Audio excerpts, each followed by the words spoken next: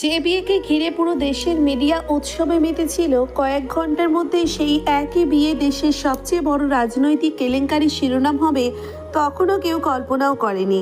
আজ প্রাক্তন এমপি শাহ আলম চৌধুরীর বড় কন্যা আকশা চৌধুরীর বিয়ে। কাকতালীয়ভাবে আজই তার 18তম জন্মদিন। তবে এই 18তম দিনে বিয়েটা কি আসলেই শুধুই এক কাকতালীয় সংযোগ, নাকি বহু বছর আগে নেওয়া কারো একটি সুপরিকল্পিত সিদ্ধান্তের শেষ অধ্যায়ের সূচনা? সেই উত্তর তখনও অজানা ছিল আকশার কাছে। যে বয়সে বেশিরভাগ মেয়ের জীবনে কেবল স্বপ্নের রং গাঢ় হওয়ার কথা, সেই বয়সেই আকশার জীবনে বসেছে বিয়ের রাজকীয় আসর।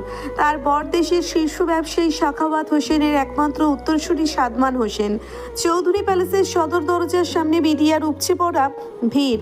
পুরো বাড়িটা অর্কিড সহ নানান ধরনের ফুল আর ঝাড়বাতির সোনালি আলোয় এমনভাবে সাজানো হয়েছে যেন আজ এখানে কোনো সাধারণ বিয়ে নয়, ক্ষমতা, প্রভাব আর ঐশ্বর্যের এক রাজকীয় প্রদর্শনী বসেছে। বাড়ির সামনের রাস্তা জুড়ে পুলিশের গাড়ি, মিডিয়ার ভ্যান, পার্টির নেতা কর্মীদের আনাগোনা, শহরের নামি দামি লোকজনের ব্যস্ত পদচারণা, সব মিলিয়ে চারপাশে এক অদ্ভুত চাপা উত্তেজনা। দেশের প্রথম সারির প্রতিটি নিউজ চ্যানেল আর অনলাইন পোর্টাল লাইভ কভারেজ দিচ্ছে। তবে মিডিয়ার এই তুমুল মাতামাতির কারণ কেবল সাবেক এমপির প্রতিপত্তি নয়, আসল কারণ সাখাওয়াত হোসেন। তিনি নিজের বিপুল অর্থ আর ক্ষমতার জোরে পুরো মিডিয়া জগৎকে যেন এখানে এনে দাঁড় করিয়েছেন। নিজের সামাজিক আভিজাত্য আর প্রভাবের ঢাকঢোল পেটানোর এমন মোক্ষম সুযোগ যেন দেশের এই শীর্ষ ব্যবসায়ী হাতছাড়া করতে চাননি। আকশা আয়নার সামনে দাঁড়িয়ে নিজের প্রতিবিম্ব দেখছিল। লজ্জায় রাঙা হয়ে ওঠা মুখটা দেখে নিজেই চোখ ফিরিয়ে নিচ্ছিল বারবার।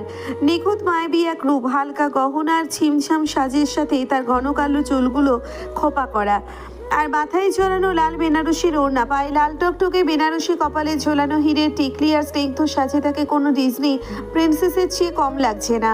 পাশ থেকে ইফতি বলে উঠল, উফ, আমি মেয়ে হয়েও তোর দিক থেকে চোখ সরাতে পারছি না রে আকু। মনে হচ্ছে তোকে আমিই তুলে নিয়ে গিয়ে বিয়ে করে ফেলি। ছেলে হলে আজ নির্ঘাত তোকে ডেসপারেটলি চিন্তাই করে নিতাম। পাশ থেকে অন্য একজন হেসে যোগ করলো, আজকে আমাদের পাত্রীকে দেখে জামাইবাবুর হুঁশ যে উড়বে সেটা লিখে রাখতে পারিস। ইফতি চোখ টিপে বলল, জামাইবাবুর হুঁশ তো সেই 3 মাস আগেই উড়ে গেছে, যেবার আকুকে প্রথম দেখেছিল। একের পর এক বান্ধবীর রসিকতায় চারপাশে হাসির রোল উঠলো। আকশা লজ্জায় মুখটা আরো নিচু করে নিল। রিমি দূর থেকে বড় বোনকে মুগ্ধ চোখে তাকিয়ে দেখছিল। তবে বেশিক্ষণ সেখানে থাকলো না, চলে গেল। তার আপু আজকে থেকে পরের বাড়ি চলে যাবে, কথাটা ভাবতেই তার চোখ জ্বলে উঠছে। গাল ভিজিয়ে টপটপ করে পানি পড়ছে বৃষ্টির ফোঁটার মতো। ঠিক তখনই আকশার ফোনটাও বেজে উঠলো ভিডিও কলে, যে স্ক্রিনে ভেসে উঠছে সাদনাম নামটা। এতগুলো মানুষের সামনে ভিডিও কল ধরার মতো সাহস আকশার হলো না। লোকটা নির্ঘাত বুদ্ধি নেই, না হলে এই সময় কেউ ভিডিও কল করে নাকি? লজ্জায় যেন এখনই সে মরে যাবে। সে দ্রুত কলটা কেটে দিতেই একটা টেক্সট মেসেজ ভেসে উঠলো স্ক্রিনে। রাঙাবো, আপনাকে বউ সাজে দেখার জন্য তর্স হয়েছে না, কলটা তুলছেন না কেন? মেসেজটা পড়তেই আকশা লজ্জায় ঠোঁট চেপে হেসে ফেললো। সাদমানের সঙ্গে যেদিন প্রথম দেখা হয়েছিল সেদিন আকশার গায়ে ছিল লাল রঙের পোশাক। সামনাসামনি বসে থাকা মেয়েটার দিকে একদৃষ্টিতে তাকিয়ে হঠাৎ সে বলে উঠেছিল, আপনাকে দেখে একদম রাঙা বউ মনে হচ্ছে। কথাটা শুনে আকশা সেদিন এতটাই অপ্রস্তুত আর বিরক্ত হয়ে গিয়েছিল যে সঙ্গে সঙ্গে চোখ কুঁচকে তাকিয়েছিল তার দিকে। কিন্তু সাদমান তাতেও একটুও দমে যায়নি, উল্টে নিজের কথাতেই বড্ড মজা পেয়ে ঠোঁটের কোণে হাসি টেনে বলেছিল, বিয়ের পর আমি আপনাকে এই নামেই ডাকবো, কারণ এই লাল রং, এর আগে টকটকে হয়ে ওঠা মুখ, সব মিলিয়ে আপনি পুরোপুরি আমার রাঙাবো। পরে একেবারে নির্লজ্জ ভঙ্গিতেই জানিয়ে দিয়েছিল বিয়ের পরে আকশাকে সে সারা জীবন এই নামেই ডাকবে। তার ভাষায় রাঙাবো নামটার মধ্যে এমন এক অদ্ভুত মায়া আছে যা উচ্চারণ করলেই তার চোখের সামনে ভেসে ওঠে লাল রঙে মোড়ানো রাগে লজ্জায় রাঙা এক মুখ, আর সেই মুখটার সঙ্গে নাকি আকশার অদ্ভুত রকম মিল আছে।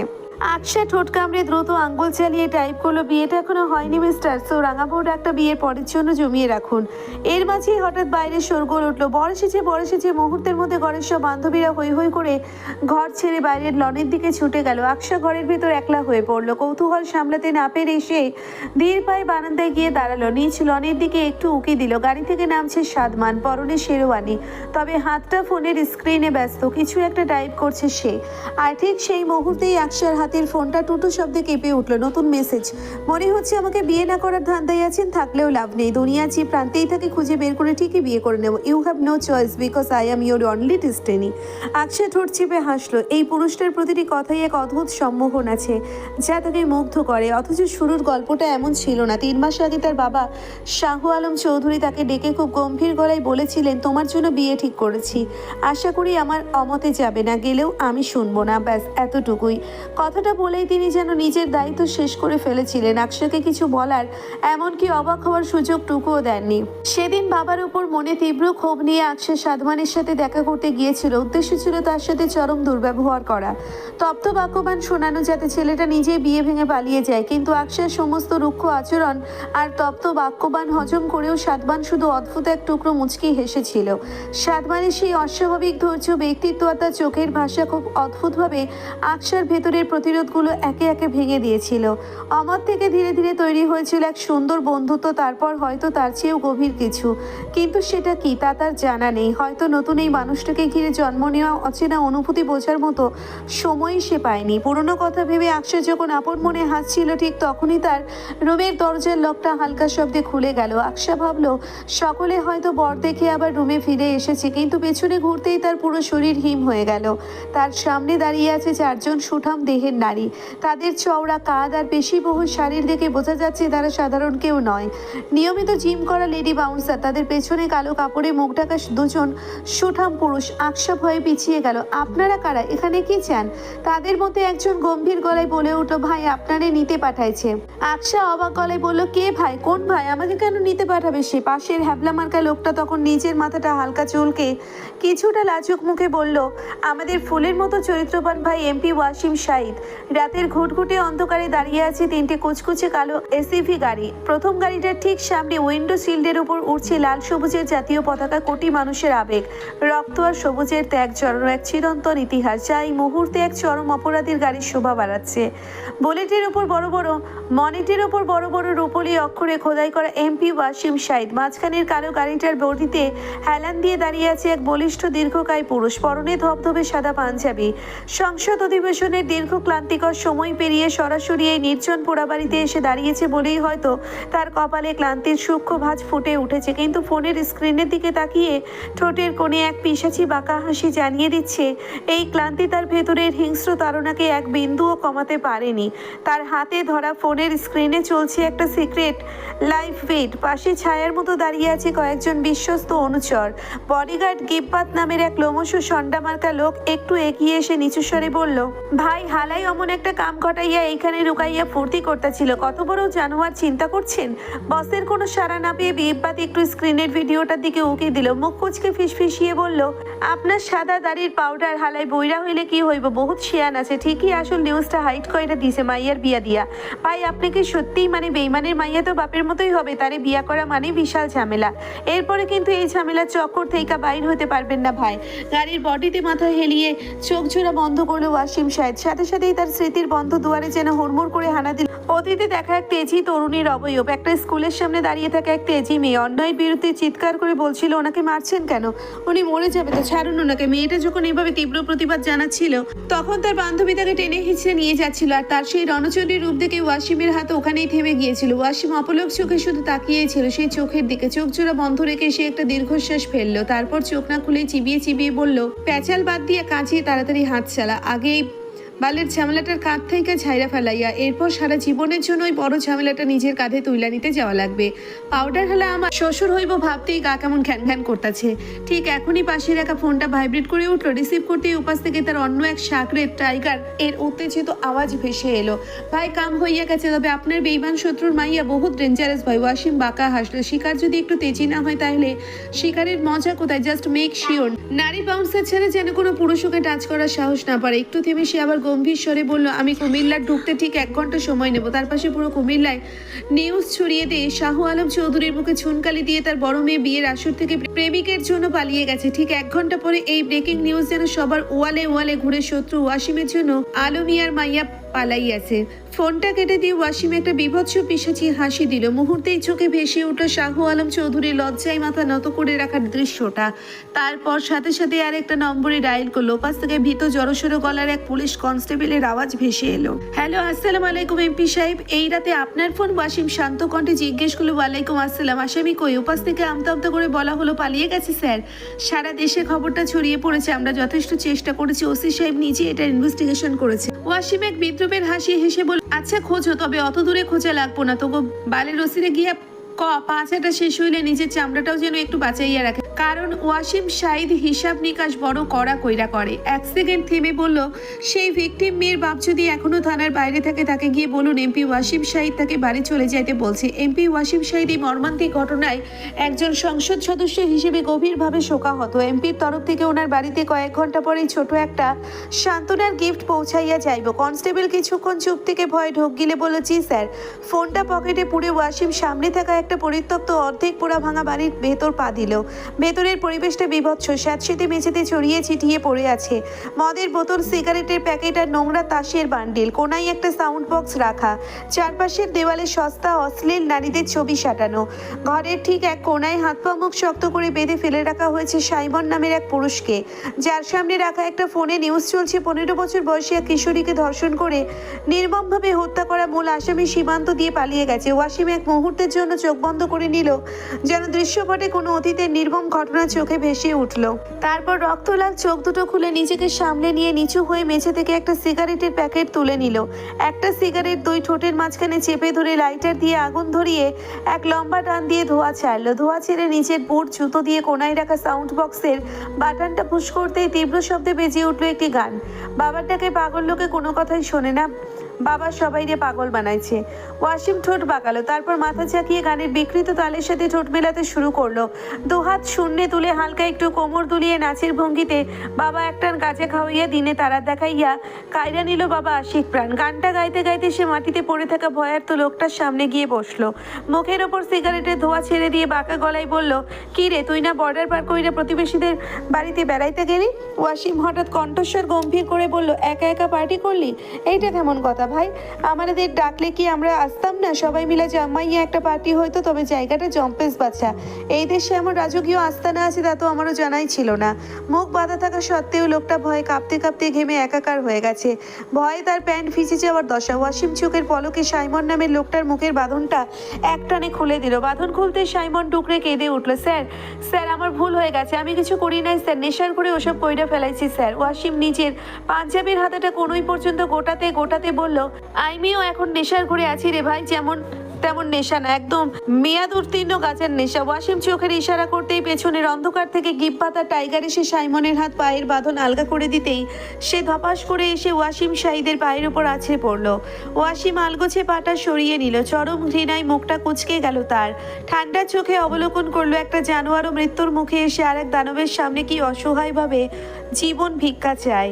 প্যান্ট খোল। আকস্মিক এমন কথায় সাইমন হকচকিয়ে গেল। কণ্ঠটা এতটাই ঠান্ডা আর মৃত্যু ঘন ছিল যে সাইমনের মনে হলো এই ঘরে কোনো মানুষ নয়, স্বয়ং আজরাইল নেমে এসেছে। তার শ্বাস আটকে আসলো, বুক কাঁপানো চোখে তাকালো, কিছু বলতে চাইলো, তার আগে গিব্বাতে সে লোকটার কলার ধরে এক হ্যাচকা টানে সরিয়ে দিয়ে বলল, ওই আগে প্যান্ট খোল, আমাকেও একটু দেখা দরকার, তোর এত কারেন্ট কোন জায়গা দিয়ে ওঠে? জোর করে কয়েকজন মিলে চেপে ধরে সাইমনের প্যান্ট নিচে নামিয়ে দিতে সেখানে এক হাসির রোল পড়ে গেল। সাইমন লজ্জায় চোখ বন্ধ করে নিল। গিব্বাত ভ্রুকুচকে বলল, এইটুকুর মধ্যে এত কারেন্টটা ছিল? ভাই ছাইরা দেন, আল্লাহর দোহাই লাগে ভাই। ওয়াসিম প্রচন্ড বিরক্ত নিয়ে বলল, একবার স্যার একবার ভাই, এই হালাতে একটু পরে আমারে বাপ বইলা ডাকবো না, ওরে আর বেশি সময় দেওয়া যাইবো না, বাপ টাপ ডাকলে সমস্যা। একটু পরে বিয়া করতে যাবো, বিয়ার আগে জারুদ সন্তানের পিতা হইতে আমি চাই না। গিব্বাতের বাকি চেলারা মিলে সাইমনকে মাটিতে শক্ত করে চেপে ধরলো। সাইমন বুঝতে পারলো না তার সাথে ঠিক কি হতে যাচ্ছে, তবে ভালো কিছু নয় তা সে বুঝেছে। সে পাগলের মতো গোঙাতে লাগলো, না ভাই দোহাই আল্লাহর, আমারে চান ভিক্ষা দেন, আমি এই দেশ ছাইরা পালাইয়া যাবো ভাই, আর দেশে পা দিব না ভাই, ছাইরা দেন। তুই পালাবি? তাইলে আমি এখানে কার পাল ফালাইতে আসছি? সব জায়গা দিয়ে এখন অফিসিয়ালি ডিক্লেয়ার করছি তুই বর্ডার পার হইয়া গেছোস। তার মানে খাতা কলমে এই দেশে তোর কোনো অস্তিত্ব নাই। তো যে মানুষটা এক্সিস্টই করে না তার দেশের মাটিতে জ্যান্ত রাখাটা কি বেআইনি না? কথাটা শেষ করেই ওয়াসিম আর এক সেকেন্ডও সময় নষ্ট করলো না। ধারালো ছুরিটা সাইমনের কোমরের নিচে নিখুঁত নিশানায় চালিয়ে দিল ওয়াসিম। শরীর থেকে একটা অংশ বিচ্ছিন্ন হয়ে ছিটকে পড়লো মেঝেতে। পুরো পোড়াবাড়ি আর জঙ্গল কাঁপিয়ে সাইমন পৈশাচিক বুক ফাটানো চিৎকার দিয়ে উঠল। ফিনকে দিয়ে রক্ত ছুটে এসে ছিটকে পড়লো দেওয়ালে। কিছুটা লাগলো ওয়াসিমের সাদা পাঞ্জাবিতে। ওয়াসিমের নিষ্ঠুরতা এখানেই শেষ হলো না। সে ছুরিটা দিয়ে সাইমনের দুই হাত আর পায়ের রগগুলো একেবারে একেবারে ফালা করে ছিঁড়ে ফেললো। তারপর টেবিল থেকে লবণের প্যাকেট আর লাল গুঁড়ো মরিচের প্যাকেটটা নিল। তারপর সেই কাটা অংশগুলোতে আর ছেঁড়া কাঁচা চামড়ার ভেতরে মুঠো মুঠো নুন মরিচ অবলীলায় ডলে দিতে লাগলো। যন্ত্রণায় চিৎকারের তীব্রতায় সাইমনের গলার শিরা উপশিরা ফেটে যাওয়ার উপক্রম হলো। চটপট করতে করতে জানোয়ারের মতো গোঙাতে লাগলো। তার চোখ দুটো কোটর থেকে যেন ছিঁড়ে বের হয়ে আসছিল। ওয়াসিম পকেট থেকে একটা সাদা রুমাল বের করে হাতের রক্ত মুছতে মুছতে গিব্বাতকে বলল, যেটার আর বাঁচার চান্স নেই, সেটারে জ্যান্ত রাইকা লাভ নাই, সোজা কবর দিয়ে দে। আর কাটা জিনিসটা একটা প্যাকেটে ভইরা ওই মেয়ের বাপের বাড়িতে পার্সেল পাঠাইয়া আয়। সাথে একটা চিঠি দিয়ে আসবে, এমপি ওয়াসিম শাহিদের তরফ থেকে আপনাদের মেয়ের বিদেহী আত্মার শান্তির জন্য ছোট্ট একটা উপহার। জি ভাই, এখনই ব্যবস্থা করতেছি। গিব্বাত মাথা নিচু করে বলল।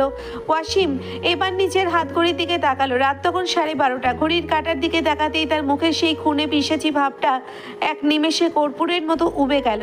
সেখানে ভর করলো এক লাজুক প্রেমিক পুরুষের নিখুঁত অভিনয়। সে হাত দিয়ে গাল চুলকে চরম বিরক্ত হয়ে বলল, ধুর, এই পাডার লাইগা আমার কতটা দেরি হইয়া গেল। আমার হবু বউ ওদিকে আমার জন্য অপেক্ষা করতেছে। এখন আবার এই পাডার রক্ত ধুইতে গোসল করা লাগবে।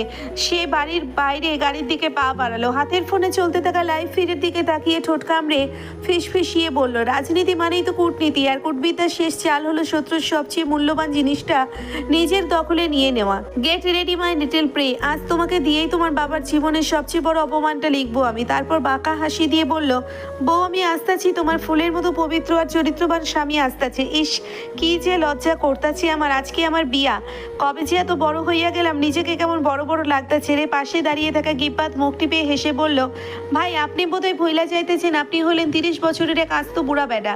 সময় মতো বিয়া করলে যারা বিয়া করতে যাইতেছেন তার বয়সে একটা মাইয়া আপনার ঘরে এতদিন ডেটা করতো, নিজের এখনো খোকা ভাবেন না? ওয়াসিম সাহেব চোখ দুটো শুরু করে দাঁত কিরমির করে বলল, কি কইলি হারামজাদা? মাত্র 29 বছর বয়স আমার, আসছে মান্দারের নাতি 30 মারাইতে। প্রাক্তন এমপির মেয়ে বর্তমান এমপির সাথে বিয়ের আসর ছেড়ে পালিয়েছে। পুরো খবরটা দেশময় ছড়িয়ে পড়েছে। দেশ জুড়ে এখন একটাই আলোচনার বিষয়, আর তা হলো সামাজিক যোগাযোগ মাধ্যমে আগুনের বেগে ভাইরাল হওয়া একটা ছবি। সেখানে দেখা যাচ্ছে বর্তমান তরুণ এমপি ওয়াসিম শাহিদ সোফায় আয়েশি ভঙ্গিতে বসে আছে, আর তার কোলে মাথা রেখে পরম নিশ্চিন্তে চোখ বুজে ঘুমিয়ে আছে আকশা চৌধুরী। আকশার পরনে বিয়ের সেই লাল বেনারসি, দুহাতে মেহেদির গাঢ় রং। ছবিতে তাদের রসায়ন এতটাই গভীর যে কেউ দেখলে বলবে তারা কোনো নিষিদ্ধ তস্কর নয়, বরং যুগ যুগ ধরে একে অপরের প্রেমে ব্যাকুল এক চিরন্তন প্রেমিক যুগল। চৌধুরীর প্যালেসের সামনে এখন তিল ধারণের জায়গা নেই। পুলিশ, মিডিয়া আর উৎসুক জনতায় পুরো এলাকা থমথম করছে। বাড়ির ভেতরে যেন এক মরণ কামড় স্তব্ধতা। বিয়ের আসর এখনো রাজকীয় সাজে সাজানো, অথচ সেখানে বরের আসনে মাথা নিচু করে বসে আছে সাদমান। সাখাওয়াত হোসেন ক্ষোভে অপমানে ফেটে পড়ছেন। তিনি শাহ আলম চৌধুরীর দিকে তাকিয়ে একের পর এক কটু কথা শোনাচ্ছেন। তবে শাহ আলম চৌধুরী আজকে একদম নিশ্চুপ, অপরাধীর মতো মাথা নিচু করে দাঁড়িয়ে আছেন। সাখাওয়াত হোসেন দাঁতে দাঁত চেপে বললেন, সত্যি করে বলো শাহ আলম, এটা তুমি আর তোমার মেয়ে মিলে ইচ্ছে করে করেছো তাই না? যদি আমাকে আর আমার ছেলের ডেকে এনে এখানে মিডিয়ার সামনে অপমান করাই তোমাদের উদ্দেশ্য হয়ে থাকে, তবে এর ফল তোমাদের জন্য খুব ভয়াবহ হবে। তৈরি হও, তোমার মেয়েকে আমি ছাড়বো না। সাখাওয়াত হোসেনের সম্মান নিয়ে খেলার ক্ষমতা এই দেশে কারো নেই। এমন হুমকিমূলক কথা শুনেও চুপচাপ পাথরের মতো দাঁড়িয়ে রইলেন শাহ আলম চৌধুরী। তার চোয়াল শক্ত, কপালে আর গলার রগগুলো রাগে ফুলে উঠেছে। তার ডান হাতের মুঠোয় আকশার রেখে যাওয়া একটা ছোট্ট চিরকুটটা, কাগজটা ওনার হাতের চাপে দুমড়ে মুচড়ে প্রায় দলা পাকিয়ে গেছে, কিন্তু তার ভেতরে দহনটা যেন কিছুতেই কমছে না। সাদমান ধীরে ধীরে আসন থেকে উঠে দাঁড়ালো। শেরওয়ানি পরা অবস্থায় তাকে বড্ড বিধ্বস্ত দেখাচ্ছে। চোখ দুটো লাল টকটক করছে, চোখের কোনায় পানি জমে উঠেছে, যেন একটু অধিক হলেই তা গড়িয়ে পড়বে। কিন্তু পুরুষ মানুষদের কাঁদতে নেই, লোকলজ্জার ভয়। এই প্রাচীন সামাজিক নিয়ম মেনে সে কোনো মতে নিজের চোখের পানি আটকে রাখার আপ্রাণ চেষ্টা করছে, কিন্তু তার কাঁপতে থাকা ঠোঁট আর অপমানের তীব্র ঝড়ে ভাঙা কণ্ঠে ভেতরের ক্ষতটা আড়াল করা গেল না। খুব নিচু গলায় সে বলল, আঙ্কেল, আমি এখনো নিজের মনকে বিশ্বাস করাতে পারছি না যে আপনার মেয়ে আমার সাথে এত বড় একটা বিশ্বাসঘাতকতা করতে পারলো। আমি সত্যি জানি না আকশা আমার সাথে এটা কেন করলো। ও তো আমাকে সব বলতো আঙ্কেল। গত 3 মাস যখন থেকে আমাদের বিয়েটা ঠিক হয়েছে, ও আমার সাথে একদম স্বাভাবিক ছিল। আমরা ফোনে কথা বলতাম, দেখা করতাম, আমাদের সম্পর্কটা যথেষ্ট স্বচ্ছ ছিল বলেই আমি জানতাম। কিন্তু এই সব কিছুর আড়ালে ওয়াসিম শাহিদের সাথে এমন সম্পর্কে লিপ্ত হলো কবে? নাকি আগে থেকে সম্পর্কে ছিল, অথচ আমি অন্ধের মতো কিছু টেরই পেলাম না? সাদমান একটা দীর্ঘশ্বাস ফেলে চোখ দুটো বন্ধ করলো। চোখের কোণ বেয়ে এক ফোঁটা অবাধ্য জল গাল বেয়ে গড়িয়ে পড়লো। সে দ্রুত হাত দিয়ে তা মুছে নিয়ে আবার বলল, আকশা এটা মোটেও আমার সাথে ঠিক করেনি আঙ্কেল। ওর যদি আমাকে বিন্দুমাত্র পছন্দ নাই থাকতো, ও যদি ওয়াসিমকেই ভালোবাসতো, তবে সরাসরি মুখে বললেই পারতো। আমি তো জোর করে ওর গলায় ঝুলে পড়িনি। আমার ফিলিংস, আমার ভালোবাসা নিয়ে এভাবে খেলার কোনো অধিকার তার ছিল না। এভাবে সবার সামনে আমাকে আর আমার পরিবারকে চরমভাবে অপমানিত করার রাইটও তাকে আমি দিইনি। ও আমার সাথে বড্ড অন্যায় করেছে আঙ্কেল, বড্ড অন্যায়। কথাগুলো শেষ করে সাধমানার এক মুহূর্তও সেখানে দাঁড়ালো না। বুকটা তীব্র যন্ত্রণায় ফেটে যাচ্ছে তার। সে দ্রুত পা ফেলে বাড়ি থেকে বেরিয়ে গেল। সাখাওয়াত হোসেনও ছেলের পিছু নিলেন, তবে যাওয়ার আগে শাহু আলমের একদম কাছে এলেন। কানের কাছে মুখ এনে এক রহস্যময় ফিসফিসানি স্বরে বললেন, এবার তোমার ওই মেয়েকে বাঁচানোর চেষ্টা বন্ধ করে দাও আলম, কারণ তুমি এবার খুব বড় ব্যথা পাবে। তাদের পিছু পিছু বাড়ির বাকি আমন্ত্রিত লোকজনও শাহু আলম চৌধুরীকে উচ্চস্বরে গালিগালাজ আর ছিছি করতে করতে বাড়ি ছেড়ে চলে গেল। সাতবান্ডা বেরিয়ে যেতে গেটের মুখে মিডিয়ার লোকজন মৌমাছির মতো চেকে ধরল শাহু আলম চৌধুরীকে। অসংখ্য বুম আর ক্যামেরার ফ্ল্যাশের সামনে তিনি একবার শক্ত করে চোখ বন্ধ করলেন, পরক্ষণেই তাকালেন। সাংবাদিকদের মধ্য থেকে একের পর এক ধারালো প্রশ্ন ছোড়া হচ্ছে। স্যার, আপনি তাদের সম্পর্কের কথা জেনে জোর করেই বিয়ে দিচ্ছিলেন বলেই কি আপনার মেয়ে এসেছে এমপি ওয়াসিম সাহেদের কাছে পালিয়ে গেছে? কারণ এমপি ওয়াসিম তো কয়েক মিনিট আগে কুমিল্লায় প্রবেশ করেছে, তার পক্ষে তো আপনার মেয়েকে নিয়ে পালানো সম্ভব নয়। আপনি কি এমপি ওয়াসিম সাহেদকে নিজের জামাই হিসেবে মেনে নিয়েছেন? তাহলে এমপি ওয়াসিম সাহেদের সাথে আপনার পুরনো শত্রুতাকে এখন আত্মীয়তায় রূপ নিচ্ছে? শাহ আলম চৌধুরী স্থির চোখে ক্যামেরার লেন্সের দিকে তাকালেন। তার চিবুক শক্ত হয়ে এলো। দীর্ঘদিনের রাজনৈতিক ক্যারিয়ারে এমন থমথমে অপমানের মুখে তিনি কখনো পড়েননি। তিনি নিজের সকল আভিজাত্য আর গাম্ভীর্য এক জায়গায় জড়ো করে বরফ শীতল গলায় বললেন, আপনাদের কাছে যে ছবি বা তথ্য এসেছে তা সম্পূর্ণ মিথ্যে বানোয়ার। যে মেয়ের ছবি আপনারা সোশ্যালে দেখাচ্ছেন তাকে আমি চিনি না। যে মেয়ে নিজের পরিবারের সম্মান ধুলোয় মিশিয়ে দেয়, আমার কাছে সে আজ থেকে মৃত। এই নামে আমার কোনো মেয়ে নেই। আমার একটাই মেয়ে, রিমি চৌধুরী। আপনারা এখন আসতে পারেন। তার কথা শুনে উপস্থিত সবার শোরগোল কোলাহল এক নিমেষে স্তব্ধ হয়ে গেল, যেন জন্মদাতা বাবার মুখ থেকে এমন নিষ্ঠুর ও পাথুরের কথা কেউ আশা করেনি। শাহ আলম চৌধুরী আর কোনো প্রশ্ন নেওয়ার সুযোগ না দিয়ে গটগট করে ভেতরে অন্দরমহলে চলে গেলেন। মিডিয়া কর্মীরা একে অপরের মুখ চাওয়াচাই করতে করতে বিদায় নিল।